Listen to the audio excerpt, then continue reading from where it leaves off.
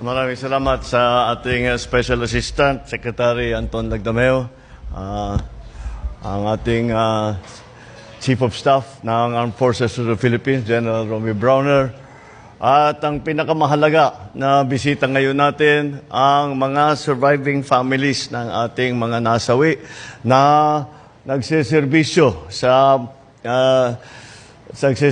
para sa kanilang bansa. At sila ay pinusta hanggang sa buhay nila upang ipagtanggol ang ating minamahal na bansa, ang ating ipagtanggol ang ating minamahal na mga kababayan.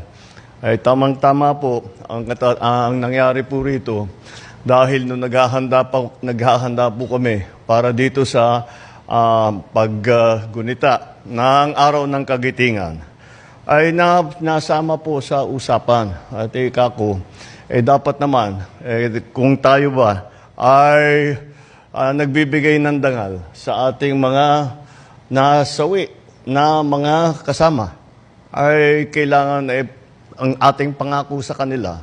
At ay lagi natin sinasabi, kahit ano pang mangyari, ang inyong mga pamilya ay aalagaan natin, hindi po namin pababayaan. Kaya't nagtanong po ako at tinatanong ko sa kanila, ito ba mga benepisyo na ating ipinapangako sa mga nagsiservisyo para sa atin? Ito ba ay nabibigay ng tama? Ito ba ay nabibigay ng mabilis? Medyo nalungkot ako dahil ang sagot, hindi pa naibigay. Sabi ko, bakit? Bakit naman hanggang ngayon na napakatagal na ay hindi pa nila naramdaman yung tulong ng ating pamahalaan? At ang pasasalamat ng isang buong bansa sa kanilang serbisyo. Sabi nila sa akin, masyado kasi mahaba ang proseso, mahaba ang komplikado, mga documentary requirements at kung ano-ano. Kako, hindi siguro tama yan. Dahil bakit naman mahaharang ang ating ibinibigay na tulong sa mga pamilya ng mga nasawi?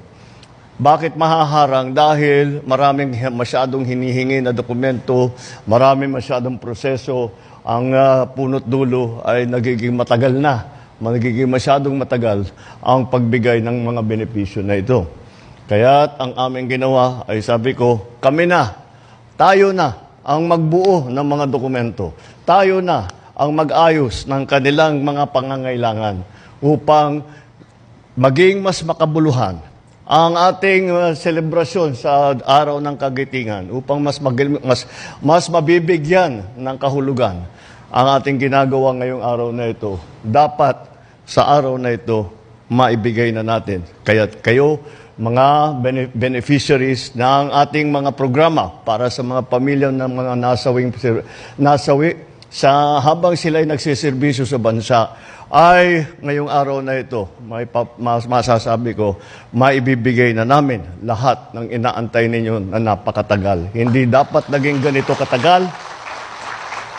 At dahil nga nakikita ko kung gaano kahirap, hindi pala madali. Ang dami pang kinakailangan kahit na wala na ang inyong mga asawa, ang inyong ama, ang inyong mga kapatid.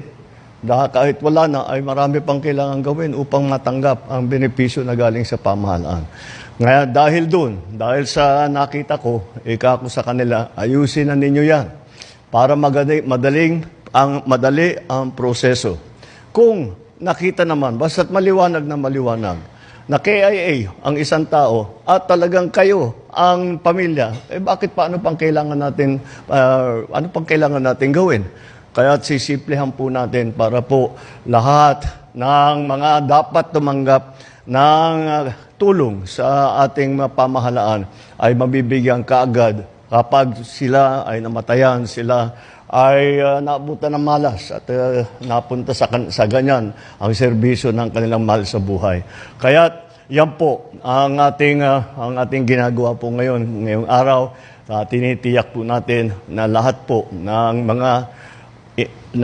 lahat ng pamilya ng mga nawalan ng mahal sa buhay ay mabigyan ng kanilang benepisyo sa pinakamadaling panahon at sisimulan po natin ngayong araw.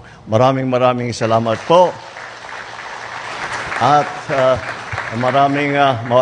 sana ay maging makabuluhan at maging makahulugan ang ating pagdiriwang ng Araw ng Kagitingan. Magandang umaga sa inyo lahat at maraming salamat.